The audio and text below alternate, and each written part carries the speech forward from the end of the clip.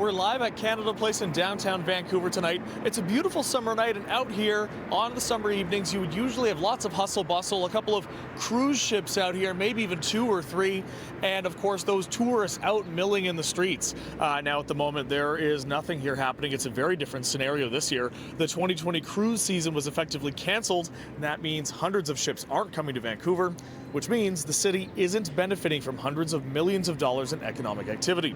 But a new report from an environmental group suggests there might be a benefit to no cruise ships in our waters. Stand.Earth says 32 billion litres of water pollution has been avoided in the region because we haven't been hosting the ships. And the group wants to see changes to federal regulations to see less pollution when cruising returns. What would be really great to see would be an update to the vessel pollution and dangerous chemical regulations in southern Canada, and an update to the Arctic Water Pollution Prevention Act in Arctic Canada. 31 of those 32 billion liters would be off of the table, right out of the ocean, because we'd be switching fuel. With the 1 billion, just over 1 billion liters left of grey water and sewage, what we'd see would be that they would be treated. So they wouldn't be in their raw form, and they would be brought to facilities on land. We see the cruise ship industry booming, more and more and more ships coming in. And, we have to make those changes and get the government to make those changes to protect what's important to us on the West Coast.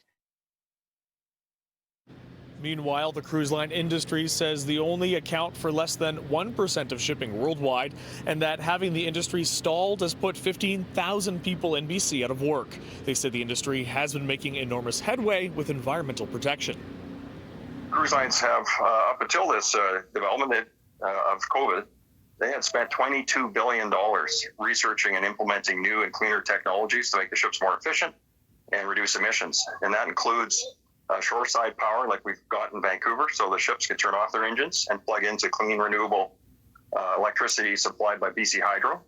And further, there are 26 or 27 cruise ships now being built or being ordered that will operate on liquefied natural gas, which represents an even further improvement on the emissions profile, including a reduction in greenhouse gas emissions. And of course, here in British Columbia, we produce our own natural gas. So it's really can be a benefit to our economy. In the meantime, we can expect things out here at Canada Place to remain quite quiet for this foreseeable future. In Vancouver, David Zura, City News.